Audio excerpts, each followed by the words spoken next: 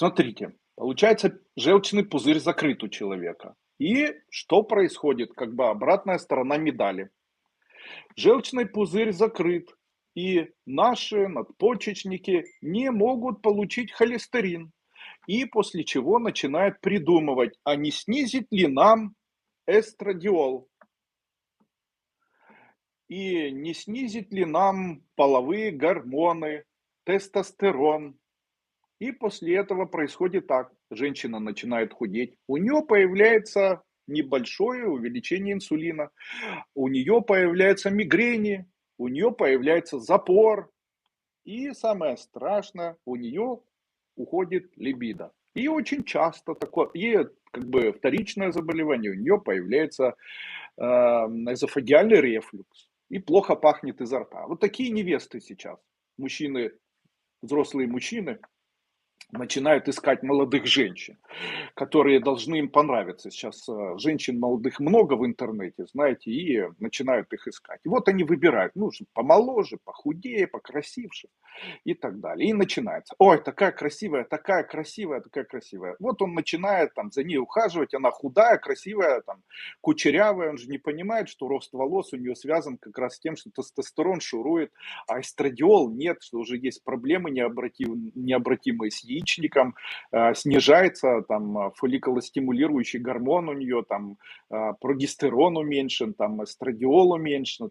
И это все уже дискинезия желчных протоков, потому что она худеет, у нее мигрень и так далее. И вот она встречается с таким мужчиной, и он начинает с ней жить, а она не хочет его в постели. И потом появляются такие мужчины надутые, которые говорят на Ютубе: да что ж такое, моя жена молодая, красивая, от нее плохо пахнет, и она не хочет меня в постели. Почему так?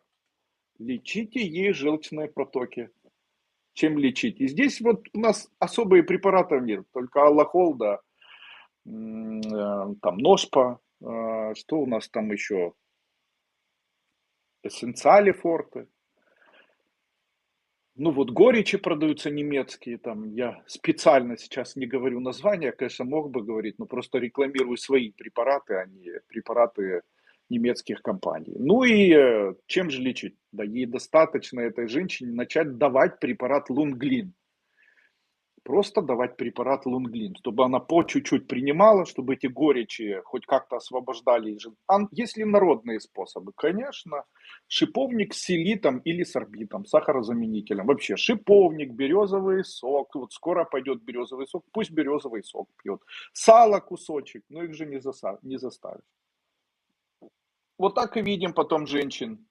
Худая, но с целлюлитом. А целлюлит откуда? На фоне высокого инсулина происходит стеатоз, жировая гипоксия, жировой стеатоз печени. И это может в дальнейшем привести еще и к гепатозу, гепатиту вернее. И потом скажет: надо же, откуда вы гепатит взялся у меня? А я такое часто вижу.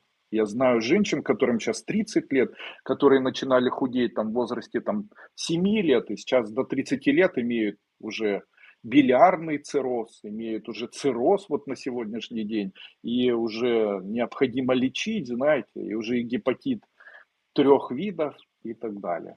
Ну и откуда взялось, девочка была хорошая и так далее. Ну вот оттуда и взялось. Нужно было желчный пузырь, на него обращать внимание.